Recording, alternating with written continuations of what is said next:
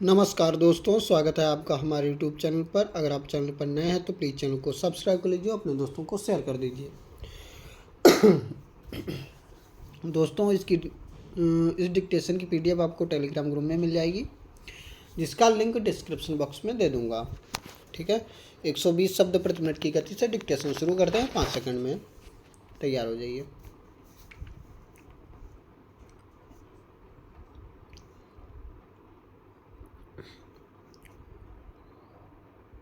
Start. अभी माननीय मालवीय जी ने एक बात की ओर संकेत किया कि इस समय देश में संविधान की चर्चा जोरों पर है। मैं स्वयं भी एक दो अवसरों पर इस प्रकार की चर्चा कर चुका हूँ कि संविधान में अवश्य ही संशोधन होना चाहिए। अभी कुछ समय पहले मैंने एक चर्चा की थी, जिसको संक्षेप में फिर दोहराना चाहता हूँ कि केंद्र सरकार को या केंद्र को मजबूत होना चाहिए। इस प्रकार का प्रावधान हमारे संविधान में संशोधन करके किया जाए, चाहे नई संविधान सभा बुलाकर किया जाए या कोई और पद्धति लागू करके किया जाए, जिससे राज्य सरकारें इतनी उच्छृंखल ना हो जाएं कि वह कभी संविधान में प्रदत्त स्वायत्तता का अनुचित लाभ ना उठा सके। मैंने जिस समय यह बात कही थी, उस समय यह भी कहा था कि मैं केवल इस बात को भविष्य की दृष्टि से नहीं कह रहा हूँ, बल्कि कहीं कहीं इस प्रकार की सरसराहट प्रारंभ हो गई है। इसलिए मैं इस बात को आवश्यक मानकर कह रहा हूँ कि इस देश को एकता के सूत्र में पिरोए रखने के लिए, देश की अखंडता को कायम रखने के लिए यह नितांत आवश्यक है कि केंद्र मजबूत होना चाहिए। राज्य सरकारें एकदम इतनी स्वतंत्र ना हो जाएं कि केंद्र के निर्णयों की भी अवहेलना करती चली जाएं। उस समय मैंने कुछ उदाहरण भी दिए थे, जिनको यहाँ दोहराने की आवश्यकता नहीं। इसी तरह से मैंने कहा था कि योजना तो केंद्र के हाथों में हो और बहुत सी चीज़ें जैसे अंतर प्रांतीय जल विवाद हैं, ये केंद्र के हाथ में रहें, ताकि देश को केंद्र की दृष्टि से भी हानि ना उठानी पड़े। किंतु अब जो प्रश्न विचाराधीन है वह यह है कि संविधान में अगर कोई इस प्रकार के संशोधन की बात आए, जैसे लोकसभा में एक विधेयक पारित हुआ लेकिन राज्यसभा में उसको उतना बहुमत नहीं मिल पाया, तो यहाँ से वह विधेयक पारित नहीं हो पाएगा। श्री भूपेश गुप्त से मैं अधिकांश विषयों में असहमत रहता हूँ, लेकिन यह जो विधेयक उन्होंने रखा है, जिस पर खुले मस्तिष्क से यदि सदन विचार कर सके तो उसमें आपत्ति क्या है। थोड़ा बैठ करके इसकी संभावनाओं पर विचार करना चाहिए, और मैं समझता हूँ कि यह बात इस प्रकार की नहीं है जिसको स्वीकार ना किया जा सके। आखिर लोकसभा जो जनता के सीधे मत के द्वारा निर्वाचित होकर आती है, राज्यसभा का भी उतना ही दायित्व है कि जनता के चुने हुए प्रतिनिधि जो हैं, उनके चुने हुए प्रतिनिधि यहाँ पर आते हैं। अगर सदन एक साथ बैठकर किसी विषय पर बैठे खुले मस्तिष्क से विचार कर सके तो उसमें आपत्ति क्या हो सकती है। मैं समझता हूं कि श्री भूपेश गुप्त ने सैद्धांतिक रूप से जो प्रश्न हमारे सामने उपस्थित किया है, हो सकता है अभी विधि राज्य मंत्री उसको इस रूप में स्वीकार ना करें, लेकिन इस विधेयक पर इस प्रकार की कोई आपत्ति नहीं होगी।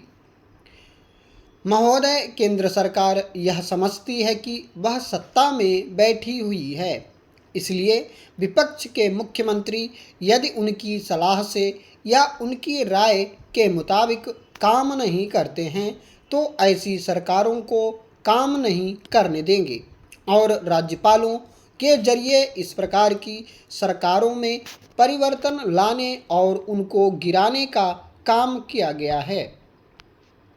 श्रीमान, त्रिपुरा में चुनाव हो रहे थे। चुनाव के ठीक 3 दिन पहले त्रिपुरा को अशांत क्षेत्र घोषित कर दिया गया और वहां पर 3 दिन के लिए भी इंतजार नहीं किया गया।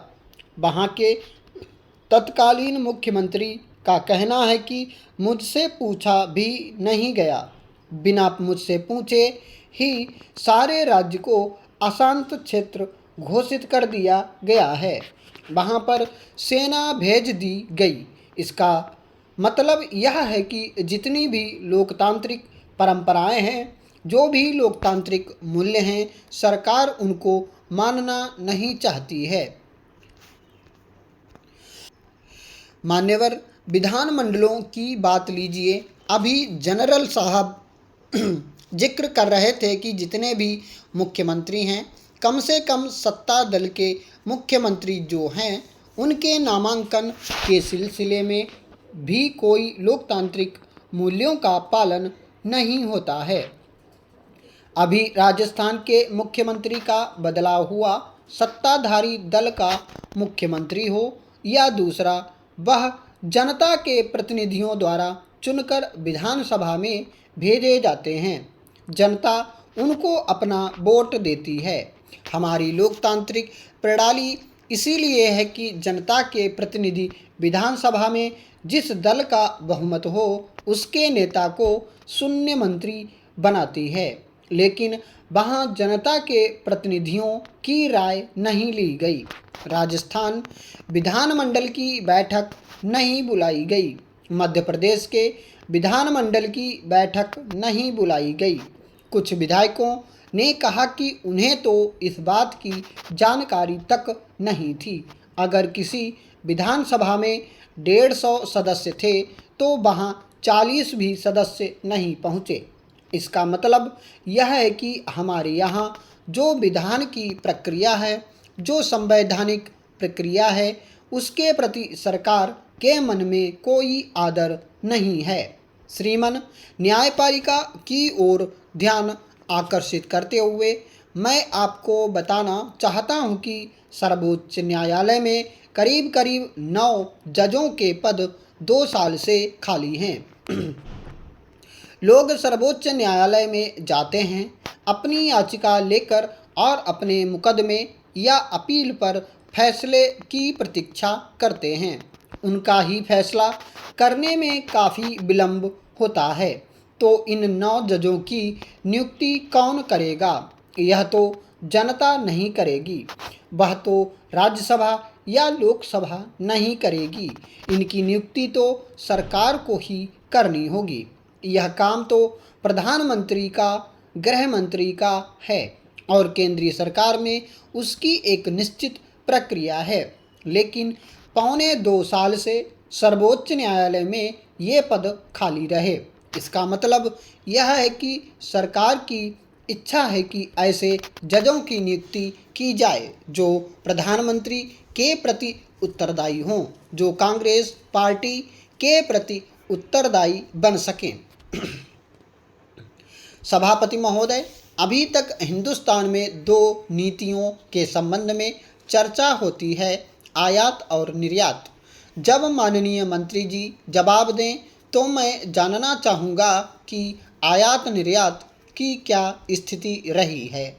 आपके पास आर्थिक समीक्षा है, हमारे पास भी है और उसमें 2 साल और प्रायः 1.5 साल के आंकड़े हैं। आपने विदेश से कितना ऋण लिया है और उसकी कितनी अदायगी करते जा रहे हैं। हिंदुस्तान के द्वारा कितना विदेशी कर्जा लिया जा चुका है, कितना हमारे विदेश व्यापार में घाटा चल रहा है, हमारा आयात अधिक हो रहा है या कम हो रहा है और निर्यात कितना कर रहे हैं, उसकी अदायगी कितनी कर रहे हैं। इन सारी चीज़ों पर यदि आप दृष्टिपात करें तो आप देखेंगे कि हिंदुस्तान का भविष्य अंधकारमय है। सभापति महोदय, मैंने कुछ दिन पहले एक प्रश्न किया था और मेरा प्रश्न सिर्फ जूट उद्योग के बारे में था। जूट का हमारा सबसे बड़ा बाजार अमेरिका है। किसी के वक्त की बात हो, लेकिन आप 2.5 साल के हमारे शासनकाल को निकाल दें तो बाकी वर्षों में किसका राज्य रहा है। 2.5 साल में जो आंकड़े हैं उनका भी आपको जो 1980 से 81 को आर्थिक समीक्षा के आंकड़ों से मुकाबला करें तो 2.5 साल में देश को निराशा हाथ नहीं लगी है। इस वास्ते यह चीज़ आप ना कहें। स्टॉप।